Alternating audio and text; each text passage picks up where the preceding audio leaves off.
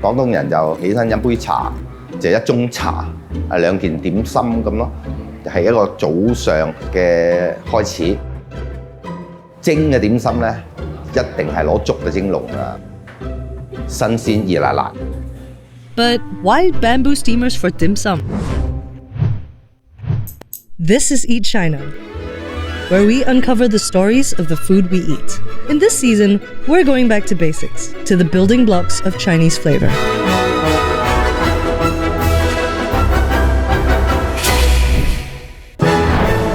Let's talk about bamboo steamers. In ancient China, steamers were usually made of clay or bronze. They had holes at the bottom. People would put a bowl of food on top of a pot. Then they poured water into the pot and let it boil to create steam. Stack steamers could have been used as early as 2,000 years ago, according to this mural from the Han Dynasty. But no one really knows how bamboo steamers started. There's a myth that it was a military general who invented it. It's said he came up with it to contain the smoke while he cooked, so enemies wouldn't be able to spot him. You used to see people using bamboo steamers at home. More and more switched to using plastic or steel instead because they're more durable and easier to clean.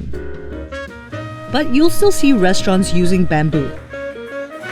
我哋選擇去做用竹蒸籠去蒸點心，其實最大嘅考慮就係唔好俾佢滴水，滴得太犀利。This is Mark Kuipui. He co-founded Tim Ho Wan, a famous dim sum chain based in Hong Kong. 竹蒸籠就係佢透氣係最好嘅，編織嘅過程嗰啲空位啊，實會話容易停留到啲倒汗水啊咁。Bamboo absorbs water vapor and heat well, so your food stays warm and dry. And Mark says you should definitely use bamboo steamers if you're making bao or cakes. Here's how they steam their signature Cantonese sponge cake.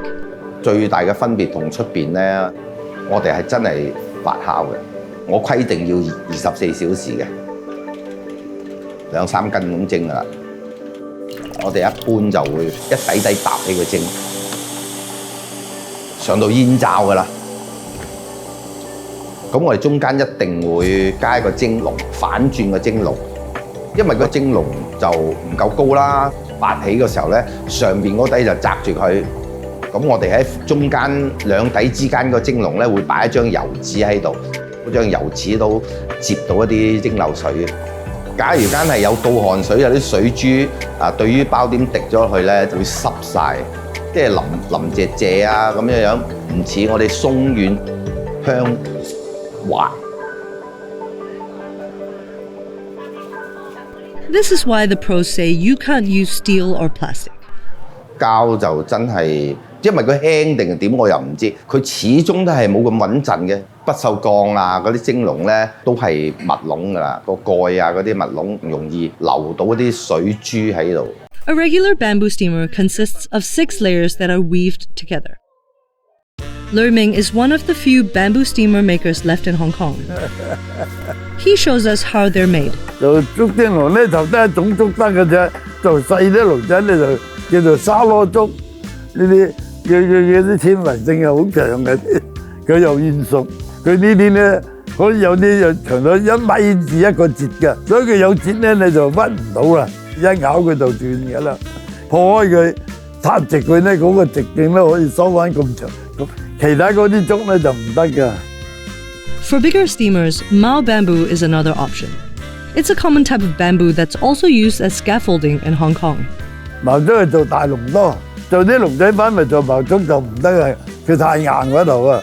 即係冇呢度軟性啊，因為佢嗰啲有嗰啲節喺度嘛，所以佢做大嘅咧，佢就可以嗰個節冇咁粗，就冇咁容易斷啦。咁啊，第一步你即係睇下你個蒸籠要幾大，攞正嗰個長度，即係闊窄高度咁樣，咪用嘢界正佢咯。咁樣就夾住佢啦，咁咪鋥窿啊。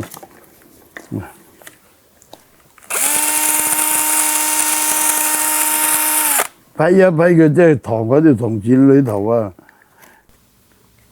鋥窿穿銅線紮住佢啦，紮住咁啦。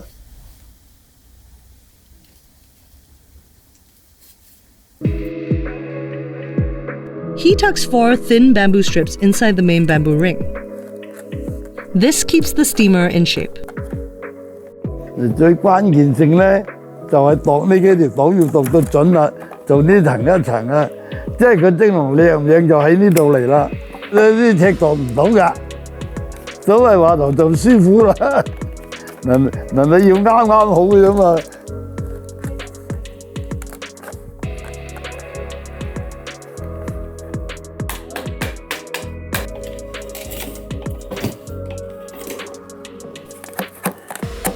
呢個有啲唔齊又動翻齊嘅啦，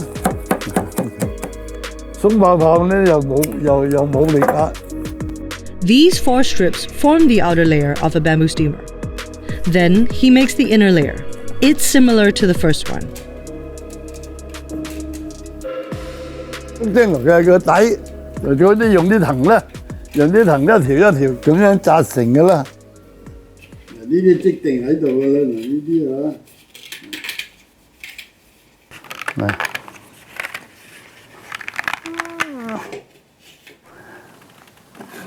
To hold the plate in place, he adds 2 more strips of bamboo underneath. "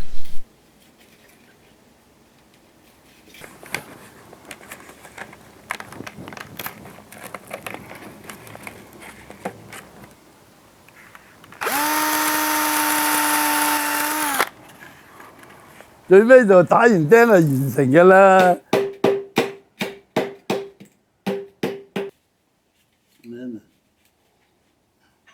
呢啲整咗傳統聲啊！